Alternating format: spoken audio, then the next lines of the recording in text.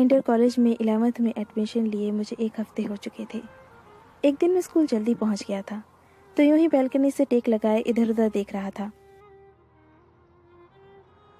College के सामने 5 number बस आके रुकी। मैं बस से उतरते बच्चों को देखने लगा। उस बस में मेरे क्लास के भी कुछ लड़के आते थे। बच्चे उतर चुके थे। मैं बस के गेट पे ही टकटकी लगाया था। फिर जो हुआ उसे बयान नहीं किया जा सकता। एक खूबसूरत लड़की, पता नहीं कौन, स्कूल ड्रेस यानी कि नीले सूट पहने उतरी। मैं थोड़ा सावधान हुआ। उसे देखने के लिए बालकनी के कोने पर गया। गेट से बस काफी दूर रुकती थी। वो गेट की तरफ आ रही थी। बदलियां छाई थी, ठंडी हवाएं चल रही थी। मैं भी हवाओं के साथ उड़ रहा था। पहली नजर में ही उसे देखने के बाद दिमाग फिल्मी कल्पनाएं करने लगा था। वो स्कूल में प्रवेश कर चुकी थी। मैं जल्दी से नीचे भागा, ये देखने के लिए कि आखिर वो किस क्लास में जाती है। मेरे नीचे पहुंचते ही वो ऑफिस में प्रवेश कर गई थी।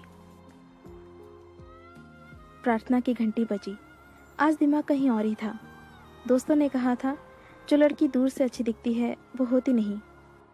प्रार्थना खत्म होने के बाद हम क्लास में गए। क्योंकि क्लास में 3 पंक्तियों में बेंच लगे थे, फिर भी मैं लास्ट बेंच स्टूडेंट था। क्लास में लड़कियों की लाइन आना शुरू हुई और फिर तो जैसे मैं पागल सा हो गया। आंखें फैल गईं जब मैंने उसे उस लाइन में देखा। लंबे खुले बाल, चपल आंखें, गेहुआ रंग। वाकई वो बहुत खूबसूरत लग रही थी। वो बैठी। जिस हिसाब से हम दोनों बैठे थे, हम ही में सबसे ज्यादा दूरी थी। वो पहली लाइन की पहली बेंच पे और मैं तीसरी की आखिरी बेंच पे। फिर क्या, मैं उठा और उसे नजदीक से देखने के लिए बोतल लिए आगे गया। वो सर झुकाए बैग में हाथ डाल के कुछ निकाल रही थी। वो वाकई बहुत खूबसूरत थी, बहुत खूबसूरत। क्लास टीचर आ चुके थे। उसका नाम पता चलने वाला था। फिर भी मैं नाम गैस किए जा रहा था। पूजा? नहीं, रानी। या हो सकता है धन्नो? नहीं, इतना फर्जी नाम। नहीं। इन्हीं कल्पनाओं में खोया था। तब तक अटेंडेंस चालू हो गया। सुमन, प्रेजेंट सर। ओह, सुमन।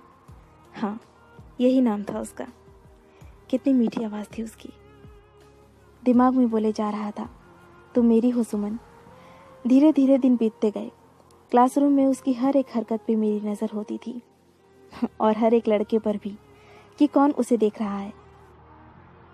अब तक उसका नेचर जान चुका था। बिल्कुल शालीन, रंगीन दुनिया से बिल्कुल हटके, सकारात्मक विचारों वाली। ना मोबाइल का शौक, ना इंटरनेट का। 11th की वार्षिक परीक्षा खत्म हुई। 4 सेक्शन के 800 बच्चों में से टॉप 20 में से मेरे सेक्शन के मुझे लेकर कुल 2 लड़के थे, जिसमें मेरा 13वां और दूसरे का 8वां स्थान था। टीचर ने हम दोनों के लिए ताली बजवाई। मेरी नजरें बस उसी को निहार रही थी। सब लोग मेरी तरफ देखकर ताली बजा रहे थे। इसी बीच सुमन से मेरी नजरें लड़ जाती और मेरा दिल जोर से धड़क जाता था। अब शायद वो भी मुझे कुछ कुछ नोटिस करने लगी थी। मैं उसे प्रपोज करना चाहता था। मेरे दोस्त के मुताबिक उसे लिखना बहुत पसंद था और स्कूल की वार्षिक पत्रिका में वो अपनी कविता देने वाली थी। तो बस मैंने भी अपनी एक क्वालिटी वाली कविता अच्छी खासी फोटो सहित पत्रिका के लिए दे दी। महीने भर बाद पत्रिका सबके हाथों में थी। पत्रिका के मेरे हाथों में आते ही जल्दी जल्दी उसकी कविता का पन्ना खोजा। ऊपर उसकी हल्की धुंधली सी तस्वीर थी और नीचे उसकी क्लास का नाम लिखा था। उसकी कविता देखी। बारिश पे लिखी गई एक कविता थी। थोड़ी बच्चों वाली थी, पर मैं बार बार उसकी कविता को पढ़ता, हर बार। क्लास में अच्छे लेखों और कविताओं की तारीफ हो रही थी, मेरी भी। सुमन वही किताब खोले बैठी थी। मैं उसकी तरफ देख रहा था। तभी उसने मेरी तरफ देखा। मुझे समझते देर न लगी कि वो अभी मेरी ही कविता पढ़ रही है। वो मुस्कुराई, मैं भी मुस्कुराया। उसने कहा, अच्छा लिखते हो पंकज, बहुत अच्छा। मैंने उसे थैंक्स बोला। मेरे दिल के तार बजने लगे। मैंने कहा, तुम्हारी कविता भी लाजवाब थी। उसने मुझे धन्यवाद देते हुए कहा, तुम्हारी ज़्यादा अच्छी थी। मैंने कहा, अच्छा सही में? मुझे तो नहीं लगता। उसने भी मेरी बात दोहरा दी, अच्छा मुझे भी नहीं लगता। हम दोनों थोड़ी देर तक चुप रहे। फिर एक साथ खिलखिला के हंसने लगे। मेरी हंसी तो वैसे ही सियार जैसी थी। लेकिन उसकी हंसी, वो तो इतनी सुरीली और दिल में घंटी बजाने वाली थी कि बिन बादल बरसात और बिन घटा मोर नाचने लगे। यूं ही हम लगभग 10 मिनट तक बात करते रहे। जब स्कूल की छुट्टी हुई तो बस के पास साइकिल निकाल कर खड़ा था उसे देखने के लिए। वो आई, बस में बैठी और चली गई। आज मेरा दिल उछल उछल के धड़क रहा था। तेज धूप भी बर्फीली ठंड का एहसास दिला रही थी। बोर्ड एग्जाम को 1 महीना बाकी रह गए थे। स्कूल बंद होने वाला था। शायद अब हमारी आखिरी मुलाकात 2 महीने बाद होने वाली थी। घर जाते वक्त हम दोनों मिले। मैंने आने वाले एग्जाम के लिए उसे बेस्ट ऑफ लक कहा। उसने भी मुझे कहा। वो मुस्कुराई, बाय बोला और बस में बैठ गई। मैं बगल में खड़ा था। वो खिड़की में से मुझे देख रही थी। शायद उसे एहसास हो चुका था कि मैं उससे प्यार करता हूँ। आज मैं बहुत उदास था और शायद वो भी। वो चली गई। मैं उसे एकटक निगाहों से देखता रहा। किताबों और उसकी यादों की कश्मकश के बीच एग्जाम खत्म हुआ। सभी पेपर बहुत अच्छे गए थे। मैं बहुत खुश था। हफ्ते भर बाद स्कूल जाना था। बहुत बेचैन था। नींद गायब थी।